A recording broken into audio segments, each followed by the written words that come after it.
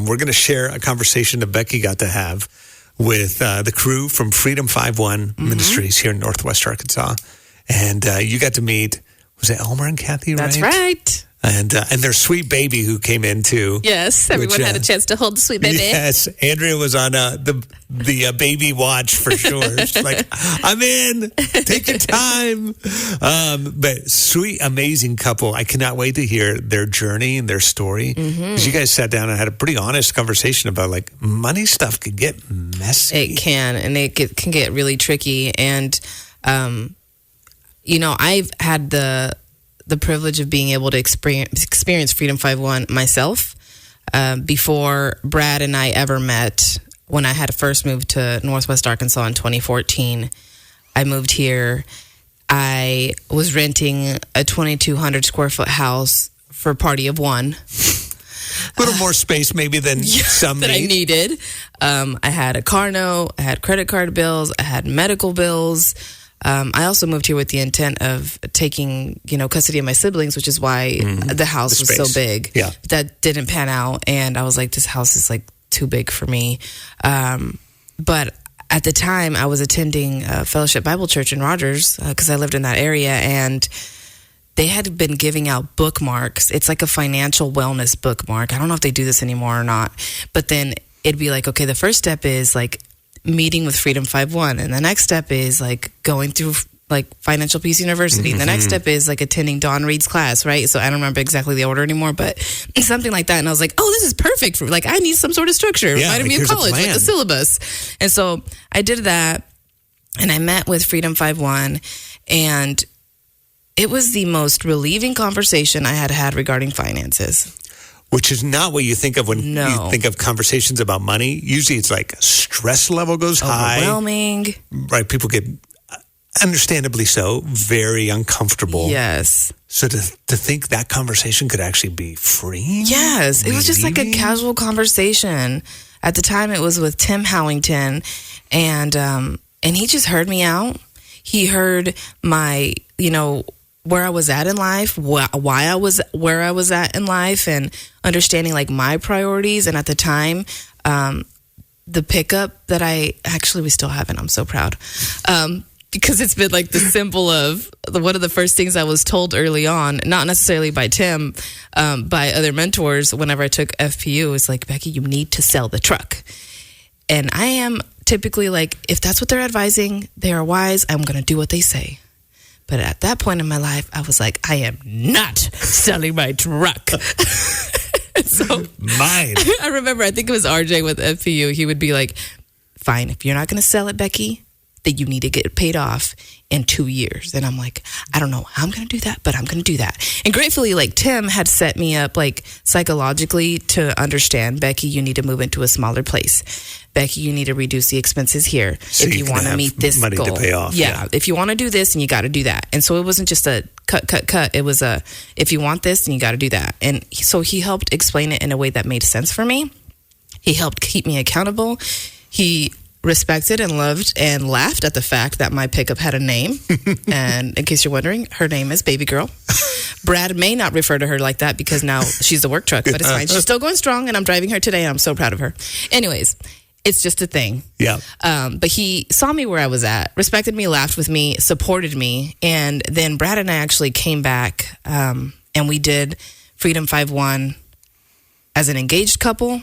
And then we did it as well as a married couple. And same thing with like FPU. We did that together several times. It just takes practice and accountability and trying to see each other's perspective and things like that. So Freedom 5-1 was like the foundation for my financial wellness, and then our family's financial wellness as well. Well, this morning, if you're in a place where you need like a little encouragement that like, hey, things actually could be better this year. Like we could be freer, even more generous, less weighted. I think the story this morning is going to give a lot of us that reminder of like, no, like God's got some good plans. We just need to get some help sometimes. That's right. The KLRC Morning Show. 90.9 KLRC, the positive difference. Sitting with some new friends I just met. We have Elmer and Kathy here as guests, as well as Becky Aguirre with Freedom 51 Ministries. Good to be here. Thanks. How are you guys doing today? We're doing well. Thank you. Yeah, thank you for having us. Yeah. So let's get started, Becky, by sharing a little bit about what Freedom 51 is, what you guys do. What does that look like? Yeah, Freedom 51 is a nonprofit. We're a ministry, and we just really want to help people get organized with their personal finances so that they can live the life that God would have for them, and also to increase generosity for the kingdom. So we just sit with people, we get to know them, and we help them walk through making a spending plan, a giving plan, a savings plan. We help them create a debt elimination plan, and then just look at insurances and estate planning, see if they have gaps and how they need to take care of that. And we just love walking together with families and just strengthening families and individuals and working in that way. Awesome. Elmer, Kathy, how did you guys hear about Freedom 51? I believe somebody had recommended it to me a while back, but I didn't think of it until years later. How about you, Elmer? Yeah, I mean, Kathy told me about them. It seemed like a pretty good resource because we're needing a little bit of help. Yeah. And so currently you guys are in the season of life. You've been married how long? For a little over a year, Okay. year and a half. Yeah. We have a brand new baby also. Yeah. So a lot of things changing, right? Yeah, a big shift. I mean, our daughter, she's 5 months. So it's new for both of us. We're both new parents. So we're both growing in this together. That's amazing. And it's such a huge gift to one another and to her, like future state, for you guys to be on this journey so early on in your marriage and as parents. So, Becky, where are Elmer and Kathy at in their Freedom 51 journey, if you will? Yes, so they've had a few sessions. So they have a spending plan. They've looked at debt elimination. And so now they're almost ready to graduate from our coaching program. So that's exciting. They'll be graduating sometime early next year. But one of the exciting things that we did is, so in the first session, I had them list out a lot of their personal and financial goals.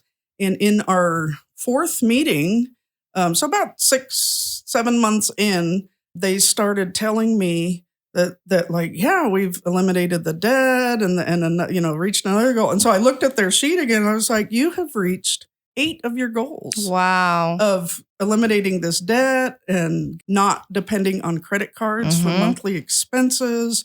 And so I would love for Kathy to share a little bit about how that happened. That was so long ago. Almost like we had completely different goals back then, it seems like.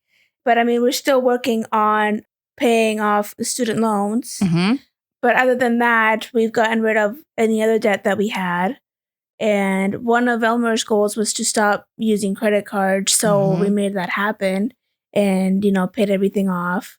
There were other expenses that I wanted to save up for. Like whenever I had the baby, I wanted to have some money saved up for that. So we had like an emergency fund. And I was able to take a little bit of time off work to have the baby. That was one of my big goals, and we made that happen. That's amazing because that's important, especially with your first. You want to be able to be as present as possible and not have that worry of like hurrying back to work because that's stressful in and of itself, right? Yes. Yeah. Yeah, I mean, Kathy, she's basically a self-contractor. So she doesn't really get like maternity leave. Okay. So yeah, I mean, we thought about like make sure we have that funding whenever we do have another kid.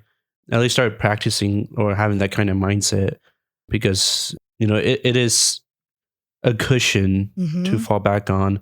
And the credit cards, I mean, we used them all the time, but it's funny because I thought Kathy just hid them, but she just shredded them and. She's like, I'm not hiding these; they're going away. Yeah, I'm like, I asked her like, oh, where'd you put the credit cards? She's like, oh, I shredded them. I'm like, what? I love it. Well, that's one way to do away with the credit card spending. So I'm curious, from the time that you guys decided as a goal, like we don't want to use credit cards anymore, how long between that decision and the stop of using the credit cards? Oh, that was immediate. Okay. Yes, he got a second job after I had the baby.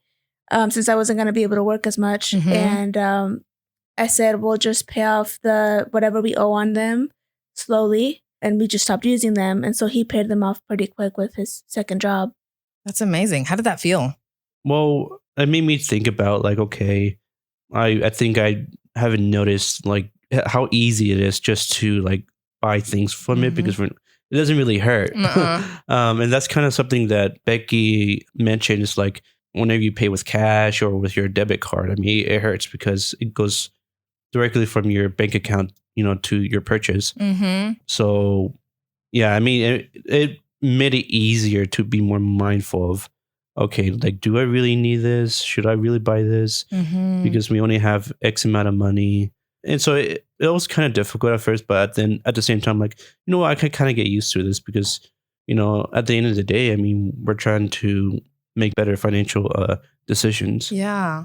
And what is your guys' goal? Like, why did you go into this to begin with? Well, I had noticed that we did well financially last year, but we had nothing to show for it. And we ended up owing a lot of money to the IRS because I was an independent contractor. And his student loans, he hadn't made a dent in them. And he had been paying on them for a year. So I was like, we need to fix this. There's something wrong here and we need to pay off this debt. That's amazing. I mean, I think so many people could relate with that, right, Becky, around the student loans. And it's like, I've been making the payments. Or even when you think of a mortgage, when you first get that, it's like, there's nothing happening. The amount is not going down, right? So that almost like that desperation of something needs to change. But kudos to you guys for like seeing what you were seeing and doing something about it. Because I think a lot of times that's the scariest part, right? Is taking that leap of facing what's going on. Yeah. Like Kathy said, just working so hard and not seeing any fruit, if you will. Advancement. And that represents a loss of hope. And so when they came in, they were facing, a bit of a loss of income and then the addition of baby. And so that's their concern was just, can they live within their means? Is their cash flow going to be positive or how are they going to do that? And I'm just really proud of how hard they've worked. And also this, like, it's important to celebrate that they've already reached so many of their goals. And this is huge, to not depend on credit cards for those monthly expenses. That's really helped them live within their means. And it's also allowed them to see that they do have enough for their monthly expenses. And their spending has changed in the sense of they're more mindful of it and they're more careful. And so I'm just really proud of the work. Yes, there's still work to be done, but they're really on a good path to establish some really good financial foundations for their family. Yeah, and as Becky was saying, and as you were saying earlier too, with the mortgage, like we barely got our mortgage over a year ago. And so it does seem like we hadn't made it into that either. I did feel, a little bit of like hopelessness at one point about it. And then, of course, having the baby and having medical bills on top of everything, it felt overwhelming, but we managed through it. And so now it's all about continuing to follow through with the plan. Good. How do you guys feel? Do you feel encouraged by your plan and everything there? Yeah, I mean, just seeing some of the things that, we were able to accomplish. Small things, but at the same time, like those small things stack up to bigger things in the future. Because, I mean, finances was always a kind of difficult topic to talk about. I mean, Kathy is the breadwinner in our family. And like for me, it felt a little bit intimidating. Sure. Because I wanted to be the provider. But at the same time, like I think I let my pride get the best of me when it comes to that. And so like I realized like, this is just how it is right now. Things could change in the future. I don't know. We just need to be able to talk about this because if we don't, I mean, it's going to cause more problems in the future, regardless if I'm the breadwinner or not. I think seeing some of the progress has been very beneficial and I feel like it's a good way to move forward. I'm just humbled and in awe to hear you say that, Elmer, because I mean, I don't know how old you guys are, but y'all seem on the younger side. And for you to be vulnerable enough to even say that out loud, right? Of Kathy being the breadwinner and that's how it is now. And maybe that impacted my pride a little bit. Like those are all very valid sentiments. And I think a lot more people than we talk about experience that. So if you had anything to say to maybe individuals who are in your same season of life, same age, or, just got a house not that long ago, have a baby, like what would be some words of encouragement that you would have to people listening? I would say, don't give in to despair or give up hope, because God always comes through. And I feel like he came through for us pretty quickly. When I felt like the debt was overwhelming, we got help and we were able to pay off not just our credit cards, but our medical bills, the money that we owed to the IRS, all of those things so that we could focus on one debt. And it happened so quickly. I feel like God answered my prayers immediately, almost. Yeah, I mean, it's easy to get mad and to look at your circumstance and blame God, but at the same time, like I think in those moments, the most difficult thing to do is just to choose Him and to believe in Him. Because, as Kathy says, I mean, we owed a lot of money from the hospital, and only by the grace of God that was paid off 100%. Whenever I saw that bill, I mean, it was just, I felt really hopeless. I'm like, there's no way we're going to pay that off. And so, Kathy and I had those difficult conversations about, well, what can we do? We looked for help, and like I said, it was paid off 100%. So always choose Him regardless of the circumstance, because He sees beyond what we see. We have our plans, but His plans are bigger than ours. Oh, you guys could do a whole sermon. I love it. Becky, any last words from you? Yeah, just would encourage Elmer and Kathy to keep working at it. And when you get a coach with Freedom 51, you get a coach for life. Yes. So even though they'll graduate soon, they'll always be able to check back in and just continue to get help and advice and clarity about their finances.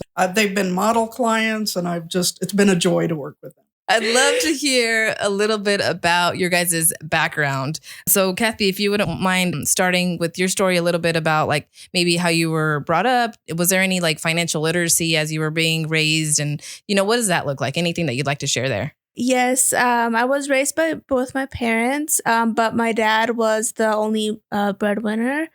And so my mom was a stay-at-home mom. I had 4 younger siblings. And so my dad worked multiple jobs. Sometimes we wouldn't see him for long periods of time because he would go from one job to another to provide for us. And we were living on like SNAP and WIC and, things like that, government benefits, just to make ends meet. And so my mom she's always been very savvy financially and knowing how to scrape by and save every penny. And so she always found ways to save money. I noticed that she was always very creative. We would always have, secondhand clothes and whatever, anything to save money.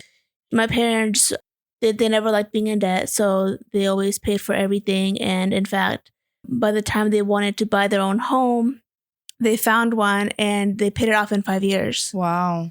They found a small home. There were 7 people in their family, and it was like a 1-bedroom home, but they bought it for like $30,000 in a small town, Sure. So my dad just expanded it, and they still live in that home, but it has like 6 bedrooms now because my dad just expanded it after he was able to pay it off. Sure. And so my parents have always been a really great inspiration to me. That's great. And so did you continue on, graduate high school, college? What does that look like? Yeah. I went to John Brown University. Okay. I never took out any student loans. I worked the entire time, sometimes multiple jobs while I was in school to pay my way through college so that I never had to take out debt. That's amazing. Wow. I am inspired. How about you? Yeah, I mean, I grew up in a single parent household. I was raised by my mom. She worked her butt off just to support me. I know she did the best she could, but she had a lot of trauma just from her upbringing. And I can't imagine, being a single parent raising, children. but she, she did the best she could, and she's an inspiration to me. I admire her, like her resilience and her being a hard worker. But I know it was tough because I would, see that even as a kid. I knew that she struggled a lot physically, emotionally, all the problems there. But at the same time, I'm very grateful that, she was able to raise me, and I saw how hard she struggled, and I realized even back in middle school, high school, I just like, I don't want to live that kind of lifestyle. I want something better. And well, during high school, I was part of Upward Bound, which is this trio program that helped jumpstart my career and my academic journey. And because of them, they helped me find like scholarships and helped me find how to apply for colleges. So, I went to Arkansas Tech University in Russellville, and I graduated there with a bachelor's in psychology and rehabilitation science. And I was the first in my family to graduate college. And so I actually went to the U of A as well. I was pursuing my master's, but there was a career change there. I was almost done graduating, but I think God has a different plan for me, because I think I realized maybe I don't want to be a counselor because I was going for my master's in counseling. But I don't know. I think just how things were when I was growing up, I knew like I wanted to do something a little bit more with my life, and that way I'm able to provide for my family that I have right now, and be a good parent to my daughter. And all this happens because of God. I couldn't do it by myself. Yes, that's such a beautiful story. I think what stands out, Kathy, about yours that hits home for me is that you're sharing hope in the fact that you don't have to take out loans to get through college. Like, you can work your way through. It might not be easy. It may be hard most of the time, but it's possible, right? Yes. Yeah, it absolutely is. And I think my parents also helped me a little bit as much as they could. So that was also helpful. I mean, they hadn't like saved up to pay for college or anything like that, but they helped me wherever they could. Yeah. And so that I had that support system behind me as well. And so, yeah, it does provide me hope, because even though Elmer has some student loans, that's not that much. It doesn't feel overwhelming. I feel like we can pay it off in a reasonable amount of time. It's amazing. And then you, Elmer, you took what you saw growing up and you're like, I know I will be doing something better and I want to work towards better. And it's because of the hardship that you saw your mom struggle through, right? So instead of maybe turning into like a victim mentality, you took that, and that's what empowered you to pursue other alternatives. Yeah. I mean, I wanted to do something better. And, I was telling mom, like, Mom, I'm going to, this was when I was a kid. I told her, like, when I'm going to buy you a house one day, things like that. But I knew there was something better. I always love school and the academics, and I use that, and I always try to remind myself, like, okay, all of this won't be possible if it wasn't for God, because He gives me strength in everything. If something happens, it's because He willed it, and I think that's what helped me to be able to do some of these things. And I couldn't have gone as far if it wasn't for Him. Yeah. How long have you guys been believers? Oh, my whole life. Okay. Yeah. You too, Elmer? Okay. Yeah. Wow. What was it like for you guys to reach out to Freedom 5-1 for help? What was that experience like for you guys? I had known about it for years, and I just thought, okay, how am I going to find them? Because it was kind of difficult to Google, but I was like, I know somebody had told me about this ministry. I need to figure out what it was. And eventually I found it, and I told Elmer about it, and he was kind of hesitant at first. And he was like, why do we need to do this? I don't get it. At first he was kind of hesitant, but I was like, let's just try it. It doesn't hurt to try it. And eventually, it was kind of hard, I think, for him to be comfortable with it at first, but then he got the hang of it. Yeah. I think with our finances, I usually put it in the back burner. At first I didn't really think about it, and I'm like, oh, we'll be fine. And whenever she told me about Freedom, I'm like, I don't think we need to talk to anyone. I think we'll be fine.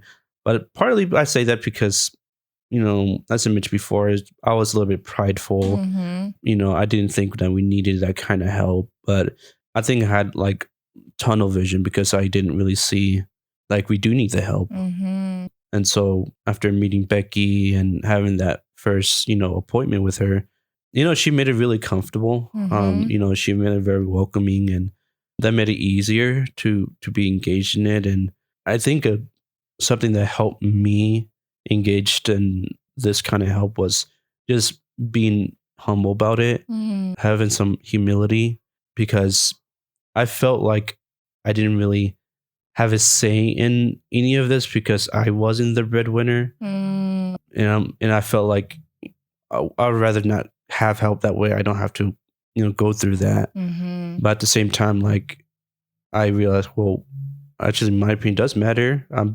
It doesn't matter if I'm the breadwinner or not, but I'm part of this family, and I could either accept the help or I could just stay in my way and have our finances all over the place.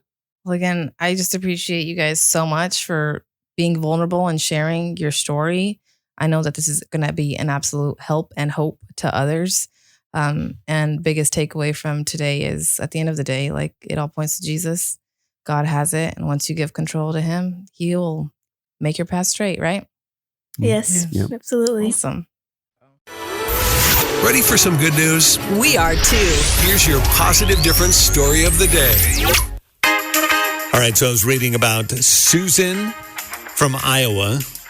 She checked in at Grundy County Memorial Hospital. She had some routine x-rays that they needed to do.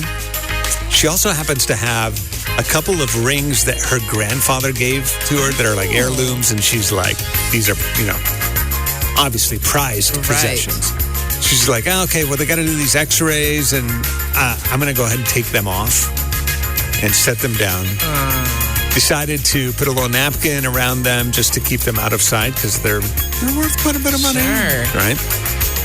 So, as they say, what's out of sight is sometimes out of mind. And guess who forgot that she put them there?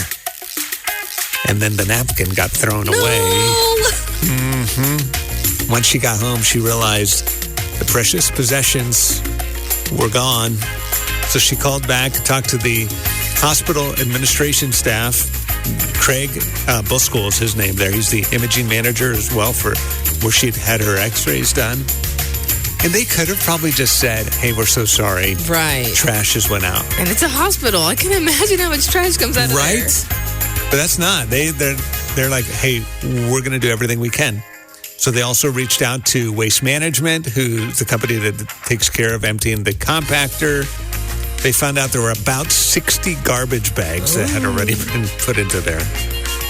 They started with metal detectors, trying to go through over each bag, and got those set aside to be like, okay, well, these are the ones we know have metal in them. 57 of the 60 have metal in them. Right? I mean, can you imagine? They literally were lining the ambulance garage with bags. Wow. I'm sure it all got cleaned up. Only afterwards. in Iowa. Right, exactly. And here's what happened. Craig, who had taken her x-rays, brought his mobile x-ray machine out, and they started going through every single bag. Wow.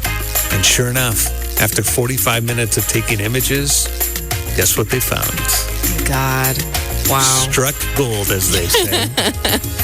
They found them, returned them.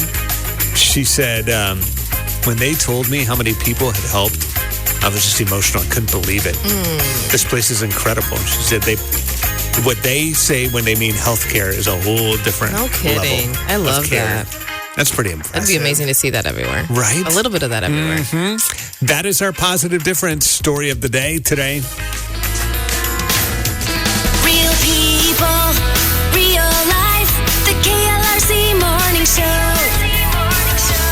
90.9 KLRC. Now, I'll admit, I have this obsession with these like CIA spy shows now. But after I heard what you got obsessed with yesterday, I'm like, maybe I'm okay. Thank you for helping me feel better. Well, you are okay, Mark. 'Cause your obsession now has been my obsession for at least a decade. Okay, This is part of me. So is what you're now obsessed with Yes. what I should be looking forward to? Like this is the next No, level? I hope not. I Okay. think this interest of mine comes from like my background, having worked in the ag industry, and I love and have always loved cows. Yeah. Okay. I just love them. Yeah, they're cute. Not necessarily like consuming them. But just the animal itself. Like I even remember for our wedding, one of my friend's moms, she painted me a canvas that had like a herd on this. And I was like, okay. And it's called Becky's Cows. Nice. Anyway, so last night I was waiting for a phone call and it was like 10 minutes. And I was like, well, I already did my reading I was going to do. Like I did everything I was going to do. And I was like, well, let's see what comes up on my algorithm. So you're scrolling. Okay. And a video of a man in Europe that goes around to different ranches, and he's like the hoof doctor. Okay. So these cattle have been limping, haven't been using one of their hooves for some time. Something is clearly wrong. And so he goes in, cleans it up, and finds, usually it's like a foreign object that's been lodged in their hoof, and he works to, I don't want to go into detail because I don't want to make people sick. I was going to say, you're watching this? I am. It's just fascinating. I don't know why. I couldn't watch 2 minutes of it, and you're sitting there like devouring it. It was like 30 minutes. It was longer than it needed to be because the call never came. So you're just I'm just going. like, hey, I guess I have 10 more minutes or 10 more. You know how that goes. So very I got to interesting. say, that is one of the weirdest viewing obsessions. You know? But you know what? I get it. Everybody's got their things. Yeah, and it made me be grateful for like Temple Grandin. Are you familiar with her? No. She's huge in the ag industry as well. Okay. Yes, because she's a professor. She teaches, but her story is fascinating. All in on this because she also has autism. Oh, wow. And so the machine that this guy was using whenever he holds the cattle in place it almost looks like it was inspired by one of her things that she created initially in the industry to help tame the cattle before they go through the process and things like that. Look, so whatever you need to do to justify watching 30 minutes of the cow hoof doctor, I'm good with. The KLRC Morning Show. 90.9 KLRC. Let's go!